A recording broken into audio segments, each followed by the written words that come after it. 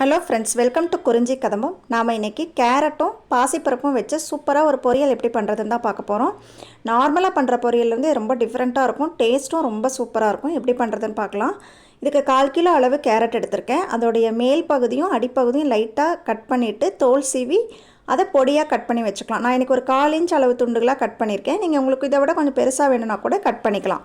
இந்த மாதிரி கட் பண்ண துண்டுகளுக்கு 1/4 கிலோவுக்கு நான் 1/4 கப் அளவு பாசிப்பருப்பு எடுத்திருக்கேன். பருப்பு இது கொஞ்சம் அதிகமாக தான் இருக்கும், ஆனால் நல்லாயிருக்கும். உங்களுக்கு வேண்டாம் அப்படின்னா இன்னும் கொஞ்சம் கம்மியாக கூட எடுத்துக்கோங்க. பருப்பை நல்லா கழுவிட்டு குக்கரில் போட்டு 1/4 கப் அளவு தண்ணி சேர்த்துட்டு கட் பண்ணி வச்சுருக்கிற கேரட் துண்டுகளையும் அதோடு சேர்த்துக்கலாம்.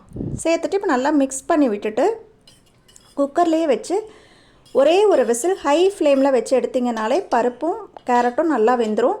ரொம்ப மசியாது, ஆனால் நல்லா க்ரன்ச்சியாக இருக்கிற அளவுக்கு இருக்கும். கொஞ்சம் கேரட் பெரிய துண்டுகளாக போட்டிருந்தீங்கன்னா 2 விசில் ஹை ஃப்ளேமில் வச்சு எடுத்துக்கோங்க. பாருங்கள், சூப்பராக வெந்துருச்சு. ஆனால் ரொம்ப குலைவாகாது. உங்களுக்கு குலைவாக வேணும்னா இன்னொரு விசில் விட்டு எடுத்துக்கலாம். இப்போ ஒரு கடாய் வச்சுட்டு அதில் ஒரு 2 டீஸ்பூன் எண்ணெய், 1/4 டீஸ்பூன் கடுகு, 1 டீஸ்பூன் சீரகம், ஒரு கொத்து கருவேப்பிலை சேர்த்துருங்க. இதெல்லாம் நல்லா பொரியட்டும். இப்போ பொடியாக கட் பண்ண வெங்காயம் 1/4 கப்பில் இருந்து 1/2 கப் அளவுக்கு எவ்வளோ தேவையோ அவ்வளோ சேர்த்துக்கலாம். நான் 1/2 கப் அளவு வெங்காயம் சேர்த்துருக்கேன். இது சின்ன வெங்காயம் அல்லது பெரிய வெங்காயம் எதுனாலும் நீங்கள் சேர்த்துக்கலாம். வெங்காயம் நல்லா பொன்னிறமாக வதங்கட்டும். மீடியம் ஃப்ளேமில் வச்சு வதக்கிக்கோங்க. இப்போ நல்லா வதங்கினதுக்கப்புறமா 1/4 டீஸ்பூன் மஞ்சள் தூள், காரத்திற்கேற்ப மிளகாய் தூள். நான் இன்றைக்கி ஒரு 3/4 டீஸ்பூன் சேர்த்துருக்கேன். 1/2 டீஸ்பூன் அளவு சோம்புத்தூள், ஒரு 1/2 டீஸ்பூன் அளவு பூண்டு பொடி, தேவையான அளவு உப்பு. பூண்டு பொடி இருந்ததுனால நான் பொடியாக சேர்த்துருக்கேன். உங்களுக்கு பூண்டு பொடி இல்லை அப்படின்னா நீங்கள் பூண்டையே நல்லா தட்டி வெங்காயம் சேர்க்கும் பொழுது சேர்த்துக்கோங்க. கண்டிப்பாக பூண்டு சேர்க்கணும், அப்போ நல்லாயிருக்கும் அந்த வாசம். உங்களுக்கு அவாய்ட் பண்ணணுன்னா நீங்கள் அவாய்ட் பண்ணிக்கலாம். அதே மாதிரி சோம்புத்தூள் கண்டிப்பாக சேருங்க, அப்போ தான் அந்த வாசம் காம்பினேஷன் நல்லாயிருக்கும்.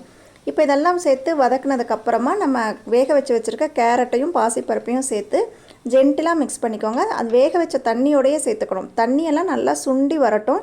தண்ணியெல்லாம் நல்லா ட்ரை ஆனதுக்கப்புறமா ஒரு 1/4 கப் அளவு துருவிய தேங்காய் சேர்த்துட்டு அடுப்பை ஆஃப் பண்ணிவிட்டு இதை மிக்ஸ் பண்ணி அப்படியே கொஞ்சம் நேரம் வச்சிட்டிங்கன்னா அந்த ஹீட்லேயே தேங்காய் துருவல் நல்லா வெந்துடும். ரொம்ப நேரம் வச்சுருக்க போகிறீங்க அப்படின்னா கொஞ்சமாக தீயிலேயே வதக்கிட்டு அப்புறமா ஸ்டவ் ஆஃப் பண்ணுங்கள். உடனே சாப்பிட்ற மாதிரி இருந்ததுன்னா நீங்கள் ஸ்டவ் ஆஃப் பண்ணிவிட்டு தேங்காய் துருவல் சேர்த்துக்கலாம். இந்த காம்பினேஷனில் பார்த்தீங்கன்னா சோம்புத்தூளும் பூண்டுத்தூளும் ரொம்ப டேஸ்ட்டாக இருக்கும். அந்த ஒரு ஃப்ளேவர் கொடுக்கும். அந்த கேரட்டு பொரியலுக்கும் அந்த மூங் தால் எல்லாத்துக்குமே இந்த காம்பினேஷன் ரொம்ப நல்லாயிருக்கும். கண்டிப்பாக இதை ட்ரை பண்ணி பாருங்கள். இது ஒரு டயட் ரெசிபின்னு கூட சொல்லலாம். ஏன்னா இது ரொம்ப நல்ல ப்ரோட்டீன் இருக்குது, விட்டமின்ஸ் இருக்குது. நீங்கள் ஒரு ஆஃப்டர்நூன் டைமில் ஒரு பவுல் எடுத்துக்கிட்டிங்கனாலே நல்லா ஃபில்லிங்காக இருக்கும். இப்போ நம்ம நார்மலாக ப்ரோட்டீன் எடுத்துக்குவோம் டயட்டில் இருக்கும்போது. நீங்கள் வெறும் சாம்பார் அந்த மாதிரி கடலை அப்படி சாப்பிட்றதுக்கு பதிலாக இந்த மாதிரி ஒரு தால் சேர்த்து ஒரு காயும் சேர்த்து ஒரு பொரியல் மாதிரி செஞ்சுட்டு இப்படி சாப்பிடும்போது நல்லா ஃபில்லிங்காக இருக்கும், டேஸ்ட்டாகவும் இருக்கும். அதே மாதிரி காரக்குழம்பு அது மாதிரி வைக்கும்போது யூஸ்வலாக பருப்பு சிலி செய்வோம், அது கொஞ்சம் பெரிய வேலையாக இருக்கும். பட் இந்த மாதிரி பருப்பு போட்டு செய்கிறது டக்குன்னு செஞ்சிடலாம், டேஸ்ட்டும் நல்லாயிருக்கும். கண்டிப்பாக இது எல்லாருமே ட்ரை பண்ணி பாருங்கள். ட்ரை பண்ணி பார்த்துட்டு எப்படி இருந்ததுன்னு உங்கள் ஃபீட்பேக்கை கமெண்ட்டில் சொல்லுங்கள். இதுக்கு முன்னாடி நிறைய பொரியல் ரெசிபிஸ், கேரட் ரெசிபிஸ் எல்லாம் போட்டிருக்கோம். அதோட லிங்க் எல்லாமே நான் டிஸ்கிரிப்ஷனில் கொடுக்குறேன், செக் பண்ணி பாருங்கள். தேங்க்ஸ் ஃபார் வாட்சிங்.